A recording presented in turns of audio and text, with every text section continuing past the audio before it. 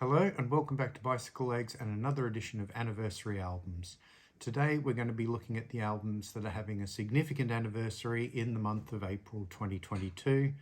Again, for those who are new to this program, when I say a significant anniversary, I'm talking about an anniversary ending in a 5 or a 0.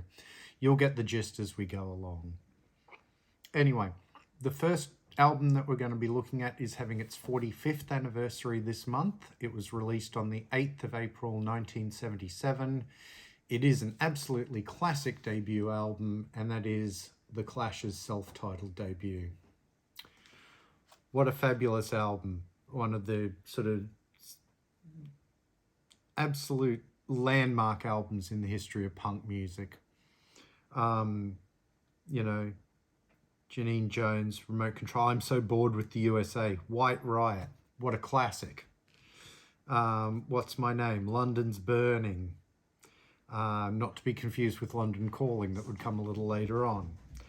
Career Opportunities, Cheat, Police and Thieves. I mean, wonderful, wonderful album.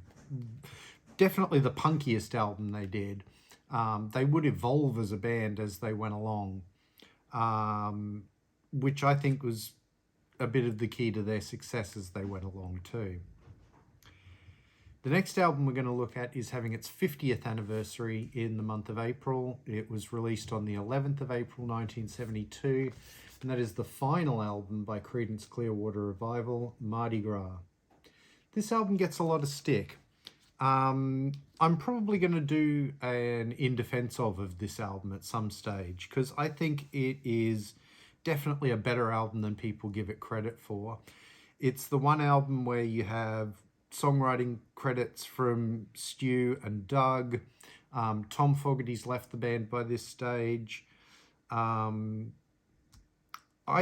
really do like this album. I don't think it's necessarily the best thing Creedence ever did, not by any stretch, but I don't think it deserves the crap that it gets from Creedence fans, from critics, etc. So look forward to an episode of In Defense of that album at some stage.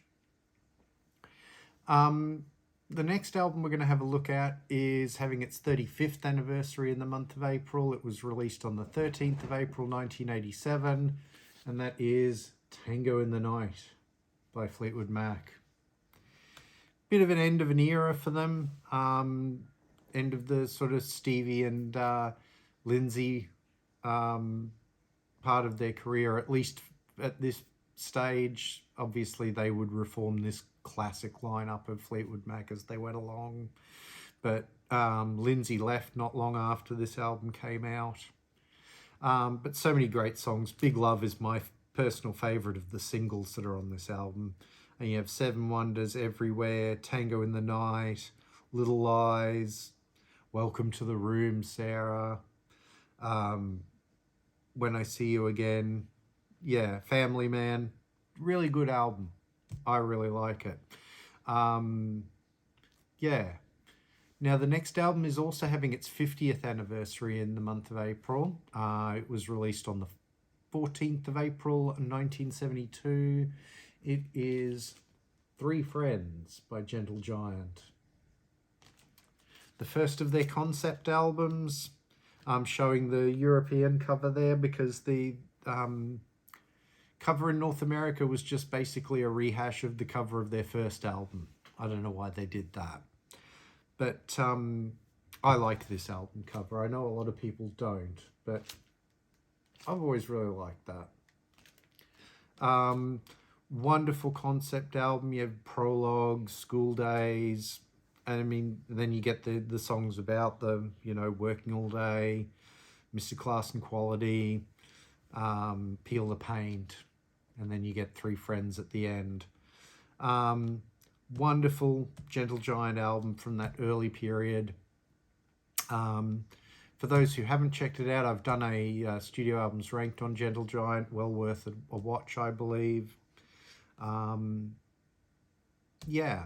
The next album we're going to have a look at is another punk debut album released 45 years ago in the month of April. It was released on the 15th of April 1977, and that is Rattus Norvegicus by the Stranglers.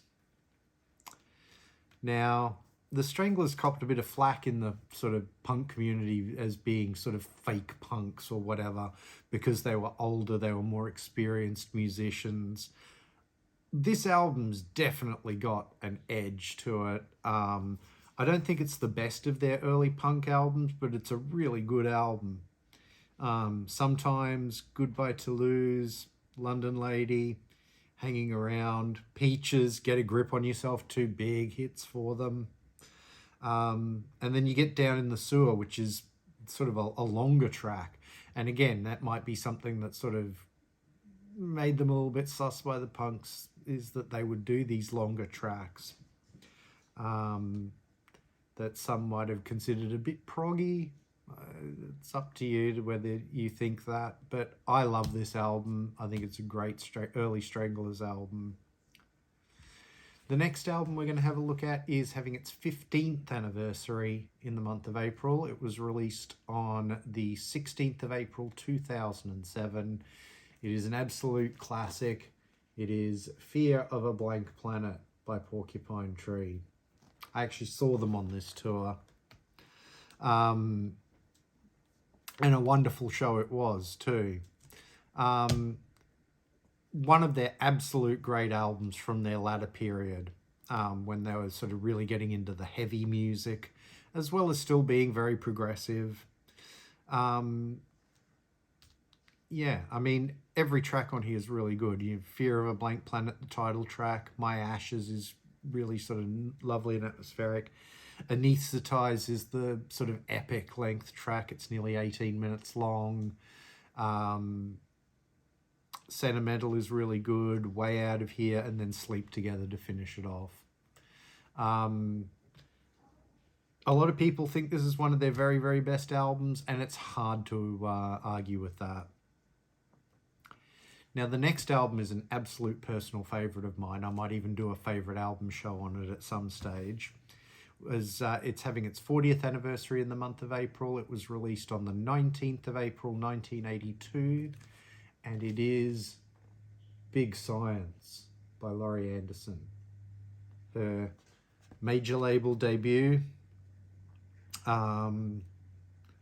I love Laurie Anderson. I've loved her ever since the song Oh Superman came out in 1982. And although I think it was released in 81 originally, but it was 82 when it really became a hit. And it was weird that it became a hit because it was a very strange song. It's 8 minutes long. It's very minimalistic and arty. Not at all like the music that was going on in the early 80s. And yet it became a big hit. And I think that's a wonderful, wonderful thing. It's a great song, but every song on here is great. From the Air is wonderful. Big Science, the title track. Sweaters. Walking and Falling. Born Never Asked. Then you get Oh Superman on side 2. Example number 22. And then Let X Equal X, It Tango. Every single song on here, it's a very strange album. It's very arty. She was a performance artist before she was really a musician. So you have to sort of take that into account. But I think it's a wonderful, wonderful album. And then there was, unfortunately, it's not on the album, but the B-side of Oh Superman was an absolutely demented track called Walk the Dog. Well worth looking up on YouTube and having a listen to because it's funny as hell. Great album. Another album that's having its 40th anniversary this month was released on the 26th of April 1982. Another album I absolutely adore. It is Tug of War by Paul McCartney. Wings had fallen by the wayside by this stage, and he was well back into his solo career. Although McCartney 2 had come out before this, that was meant to be just sort of a one-off, and then he was supposed to be going back into Wings. Then the Japanese drug bust happened, and that basically broke Wings up. And he went full-on back into his solo career. For this album, he reunited with George Martin. with wonderful, wonderful results. It starts with the title track, Tug of War. You get Take It Away, wonderful single. Somebody Who Cares is really beautiful. What's That You're Doing is the first of two collaborations that he does with Stevie Wonder, and it's definitely the better one of the two in my humble opinion. Really funky song. Here Today is his elegy to his fallen comrade John Lennon, and it's an absolutely heartbreaking song. Beautiful. Side 2 starts with Ballroom Dancing. The Pound Is Sinking is great. Wanderlust is beautiful. Get It is a collaboration with Carl Perkins. Be What You See is just a tiny little linking piece, and then you get Dress Me Up as a Robber, and then you get the massive hit Ebony and Ivory, a song I probably never need to hear again.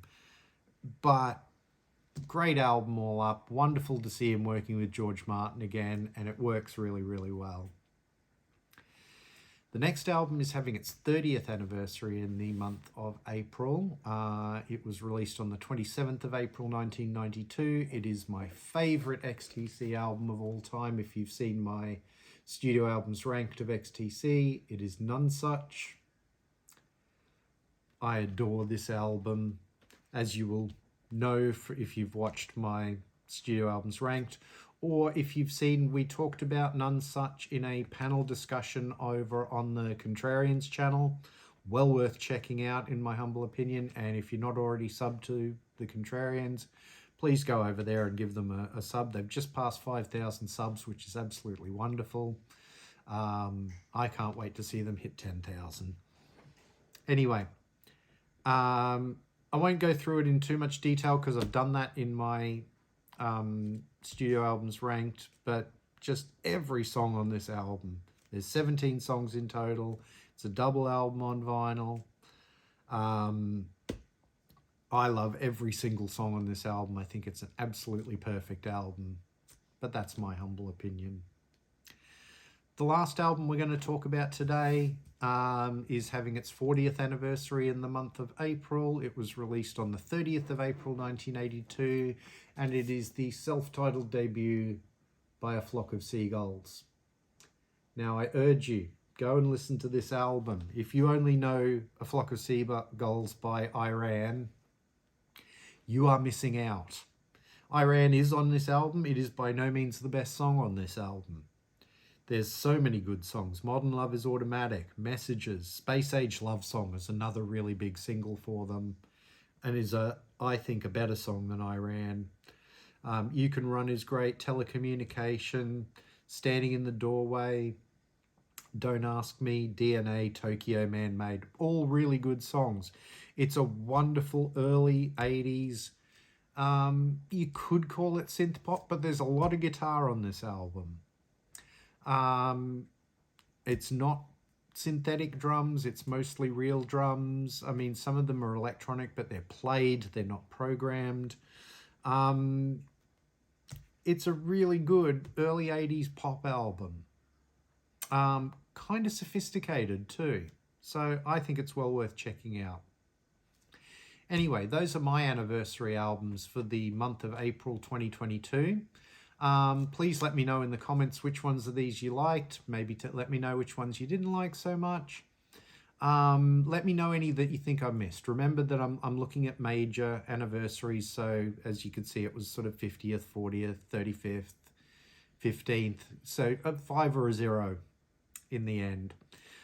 If there's any I missed, I know there are some I missed because I always try to keep these lists to 10, and I know there are albums that I skipped that I really would have liked to have talked about. But please let me know in the comments. I love reading the comments. Please like, share, and subscribe. It really does help the channel out. If you're new to the channel, please go and have a look at some of my other videos. I have other anniversary album shows that you might want to have a look at. As I mentioned in this, there are shows where I rank studio albums. There's shows where I talk about some of my favorite albums of all time. There's some where I defend albums that I think get a bad rap. It's called In Defense Of. I do some reviews as well. Lots of things to see on the channel, so please check some of the other videos out. If you want to follow me on social media, I'm at bicyclelegs on Instagram and Twitter. Instagram, I'm mostly posting about the records I happen to be listening to at the time. Twitter, I talk about anything and everything, but I am trying to give it a bit more of a music focus. Thank you very much for watching, and I'll see you in the next one.